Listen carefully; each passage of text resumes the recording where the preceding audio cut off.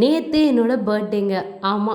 நானும் ஒரு 1995 கிட்ட தான். ஸோ 30ஸ்ல நானும் வந்தாச்சு. ஆனா ரொம்ப ஹேப்பியா தான் இருக்கு.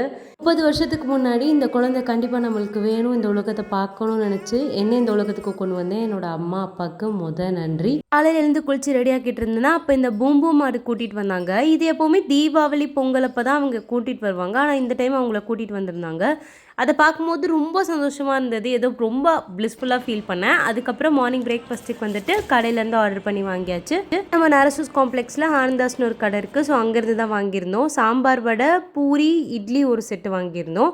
ஸோ அதுக்கு வந்து தோசை ஊற்றிட்டோம் அப்படின்னா பூரிக்கு கொடுத்த மசால் வச்சு நம்ம மசால் தோசையும் பண்ணிக்கலாம்னு சொல்லிட்டு மசால் தோசை, சாம்பார் வடை, இட்லி எல்லாம் பண்ணி நல்லா திருப்தியாக சாப்பிட்டாச்சு. ஏன்னா இது எல்லாமே எனக்கு பிடிச்ச ஐட்டம். அதனால என்னோட ஹஸ்பண்ட் வந்து காலையிலே எல்லாத்தையும் ஆர்டர் போட்டு வாங்கிட்டாங்க. என்னோட சின்ன வயசில் நான் நிறைய ஃபீல் பண்ணியிருக்கேன். எப்போ அப்படின்னா ட்ரெஸ் எடுக்க போகும்போது கரெக்டான சைஸ் கிடைக்காது அண்ட் கலர் ரொம்ப கம்மியாக இருக்கும்.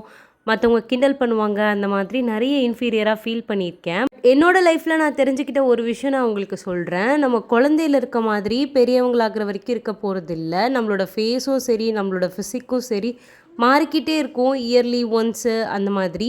ஸோ இப்போ நீங்கள் எப்படி இருக்கீங்க அப்படின்ட்டு எனக்குமே ஃபீல் பண்ணாதீங்க.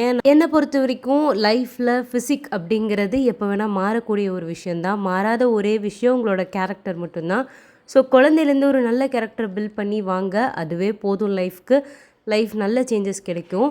இந்த 30 இயர்ஸில் நான் கற்றுக்கிட்ட ஒரு பெரிய விஷயம் இதுதான். ஸோ நீங்கள் எதையும் யோசிக்காமல் ஹாப்பியாக இருங்க. லைஃப் எப்போவும் மாறிக்கிட்டே இருக்க ஒரு விஷயம் தான். இந்த பர்த்டேக்கு நான் என்னெல்லாம் பண்ணேங்கிறத கண்டிப்பாக அடுத்தடுத்த ப்ளாகில் ஷேர் பண்ணுறேன். பாய்.